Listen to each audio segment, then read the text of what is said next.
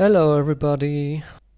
In this little tutorial I want to show you how to animate an electric vehicle with a C4D plug-in drive. Here I have the beautiful Jaguar I-Pace. I've downloaded the free concept model and modified it a bit to match the production car. Before starting with the plug-in, I have to separate the wheels and the body object. This is always the same job with any car model. In this case I worked with instances. Only the front right wheel is modeled, the other ones are instances.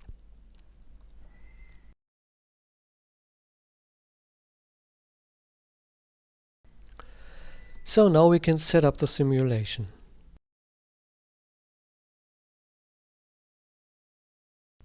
In R21 the plugins can be found in the extensions menu. I create a simulation object and then I create a vehicle object.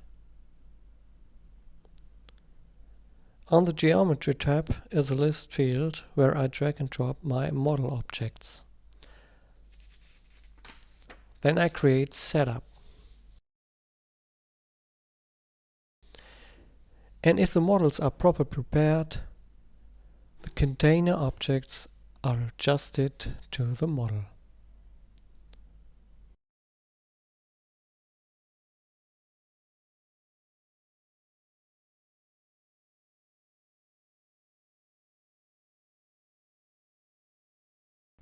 This object is empty now and not used anymore. The parts of the car are now grouped under the container objects under the vehicle object.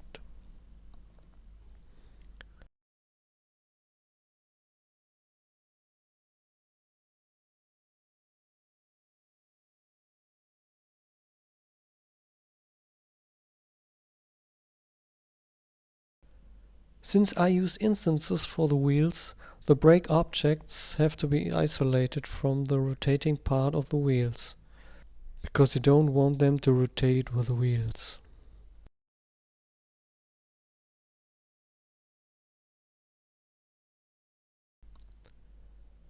So I make an original copy and pull out the brake.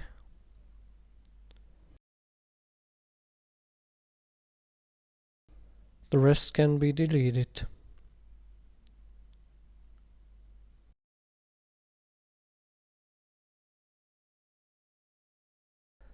This has to be done with all the other wheel instances.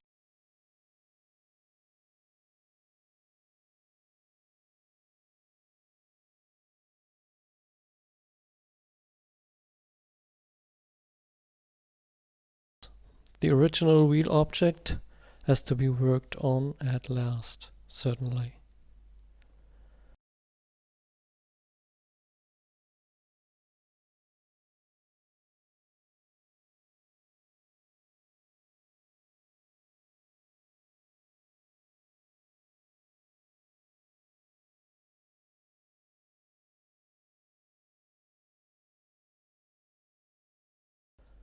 The rear brake shoes should be placed ahead of the wheels, so let's rotate them.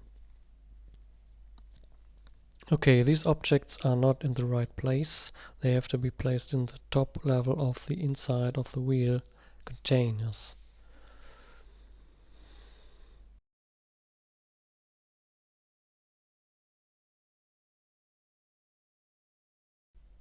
Okay, I try to rotate both brakes together.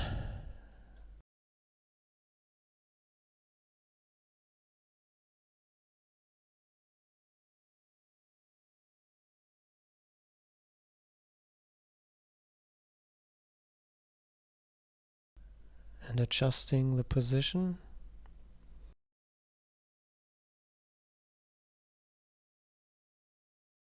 Okay, that should be fine for now. That's all for the geometry part. So now I can work on the dynamics and powertrain and so on. Let's start with the dynamics. The Jaguar website is good enough for the basic data.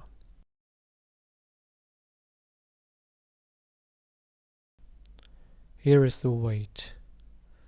It's about 2.2 tons for the entire car.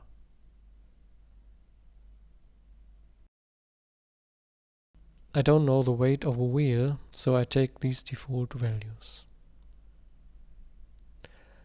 I will use the engine parameter for the battery weight, because this is the heaviest part of this car, and it allows me to position the center of gravity down in the center of the car.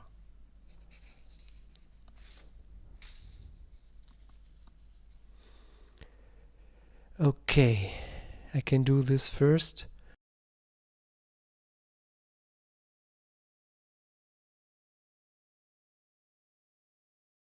Moving to the center of the bottom.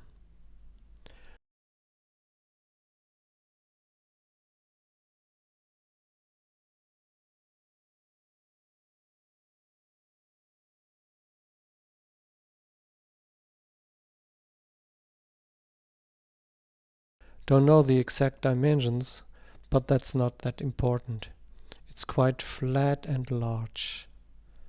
Just the position is relevant to define the low center of gravity, a big advantage of electric vehicles.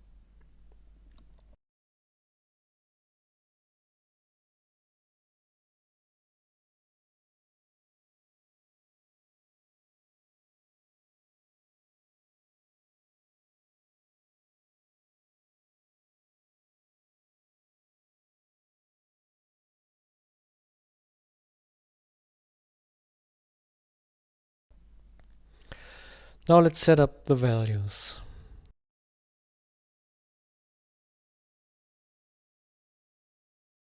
Here we have the overall weight of 2.2 tons. From this we have to subtract the weight of the battery, and I also include the weight of the two electric motors to this value. I found the weight of the battery on a German fan page. It's 606 kilograms. And here on Wiki I found the weight of one of the two engines. It's 76 kilograms. As a sum, we get 758 kilograms. I think the 30 kilograms of one wheel is okay. So we have to subtract 758 plus 120. It's 878 kilogram. Subtracting from the overall weight, we get 1022 kilograms for the body weight. The drag coefficient can also be found on Wikipedia. It's 0.29. For now, I leave the other values. They are good for sporty cars, and this Jaguar is a sporty car. Now we come to the powertrain. It's an all-wheel drive. One of the special features of an electric drive is the incredible performance. On the wiki page I found some values to be entered here. The maximum RPM of the engine is 13,000.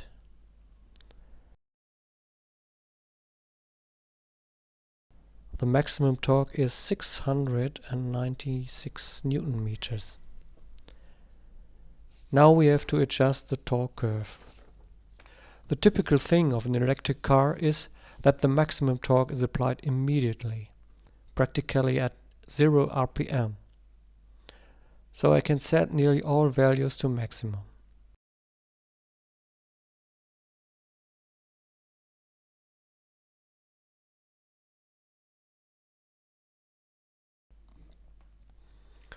Another special feature of most electric cars is that there is only one gear, no classical gearbox. So I set the number of gears to 1. Even the gear ratio is on Wiki. It's 9.06. I don't know the ratio of the reverse gear. It's not important. This warning can be ignored if you know what to do. If for some reason the simulation gets instable, you probably would have to lower this value.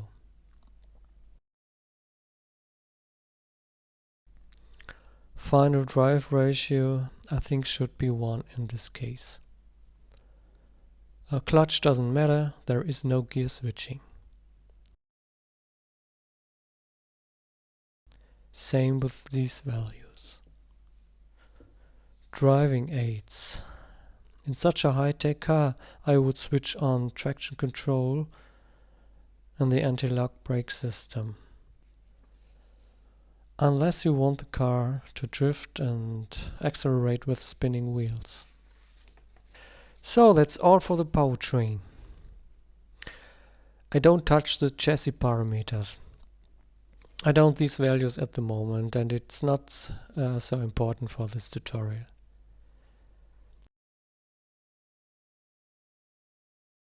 Now let's drive the car on a straight test track to check the performance.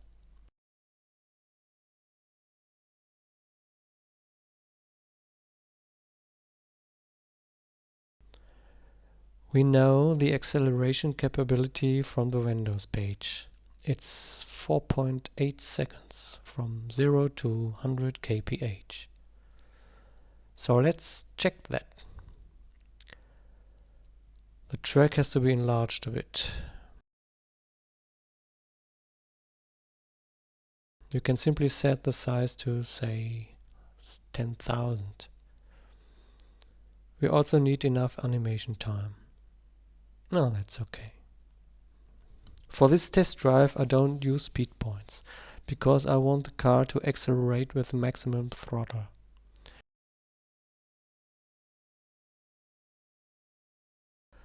Therefore I create a command object and tell the car to push the pedal to the metal.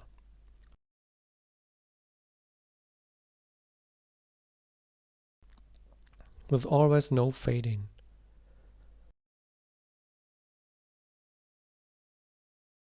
Fade out is not relevant.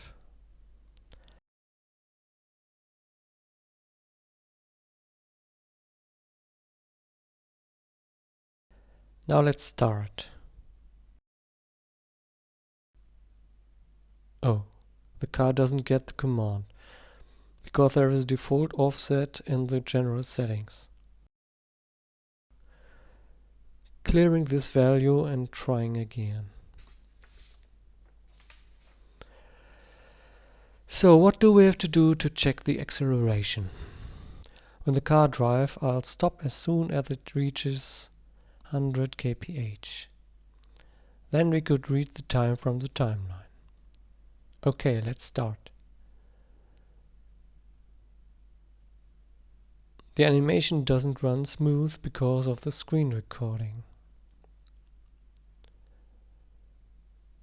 Waiting for 100 kph. Then I'll stop.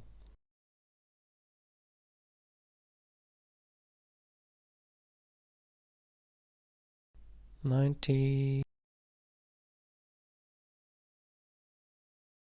$100. It's funny that also the time is set to 100 frames. I don't know the frame rate at the moment, so looking in the project settings.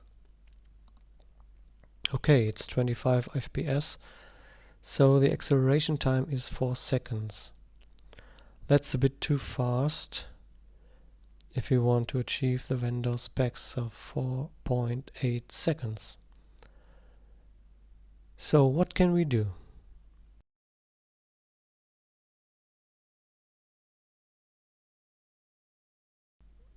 I think the best way is to reduce the torque curve a bit in the beginning.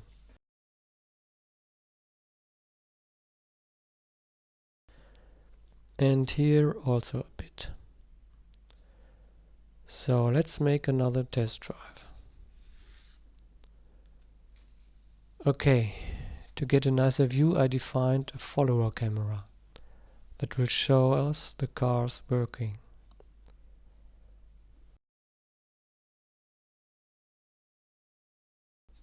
To stabilize the camera, I use a simple espresso that fixes the height and rotation.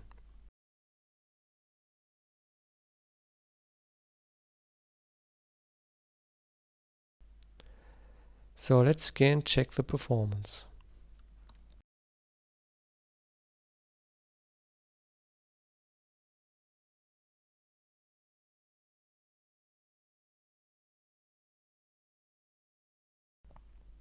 In the editor it sometimes looks like the wheels rotate in the wrong direction.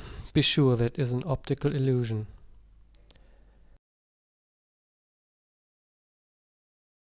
So we are again at 100 kph. The time is now 108, a bit longer. You would have to adjust the curve again to achieve the exact acceleration if you need that. Or you may increase the body weight in order to consider the driver's weight. Okay, that's the end of this tutorial. I hope it was helpful for you and have fun to animate an electric vehicle.